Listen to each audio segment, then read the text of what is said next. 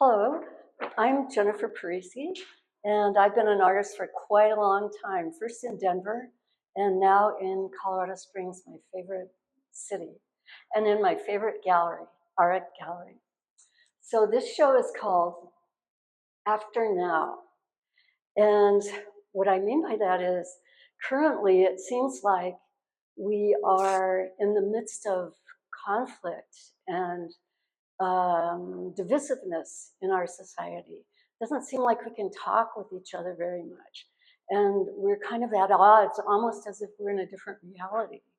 But after now, which is my show, I think that we will transcend this state of being through our own self-effort and external revelations that'll come to us that will allow us to regain our sense of community and our mutual respect with each other.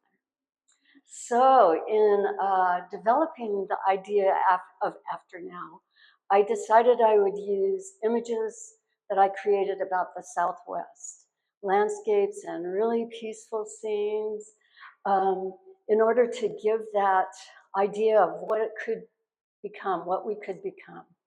And in my travels through Arizona and New Mexico, it seems like I'm able to get this sense of serenity and vastness and peacefulness and stability that I hope that we can achieve when we move up to a higher evolutionary state and really are able to communicate with each other.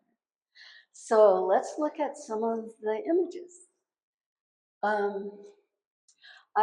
In the last few years, I've been using paint in a kind of different way, where I put a bunch of paint on my surface, and then I carve out an image through lines and through the edge of the image, instead of saying, you know, your shirt is red and your pants are blue. Instead of that, I've been trying to form shapes by line and by the edge of the image. So for instance, this piece, which is called Purity of Being, I just laid down some colors and then I kind of carved out an image of a woman with her dog.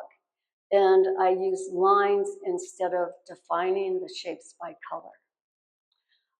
In this piece, this is called Records. And I did a similar thing, but I didn't even carve out the edges. I just left the paint kind of wild. And then I used lines to kind of suggest a deer and a horse. I think that it kind of frees me up to be more spontaneous by painting in this way. But it has its drawbacks because after doing this for a few years, I'm thinking that it might be too restrictive and even formulaic. And so I included a couple of pieces in this show where I painted in a traditional manner. This piece, you can see that there's a purple pot of flowers and a yellow background. And this piece as well, there's a purple and yellow theme to it, but every shape has its distinct color. Let's see. I also want to talk a little bit about how I use paint. Sometimes I'll apply paint really thickly, as in this piece. This is called True Talk. I think it kind of looks like Glenn Close in a really serious role. But anyway, I applied layers of paint, and the top layer allows for the layer underneath to show through, kind of scumbling. We learned in art school, it's called scumbling. But anyway, more thickly applied paint there, as opposed to this piece, which is called Farsighted. And I used acrylic paint almost like a watercolor, where I really put a lot of water in it, and so it's more translucent.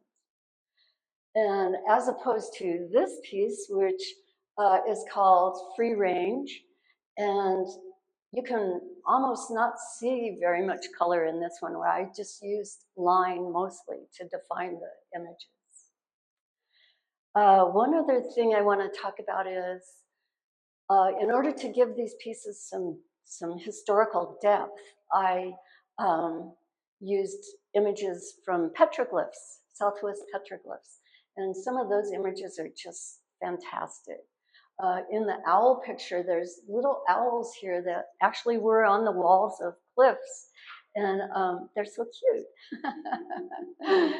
And let's see, snakes. A lot of different representations of snakes in the Southwest, as would be expected. Sometimes coiled and sometimes kind of slithering around the ground. This one's a little bit more stylized. And I thought that that would fit well with my kind of stylized Southwest image. So that's kind of how I'm painting these days.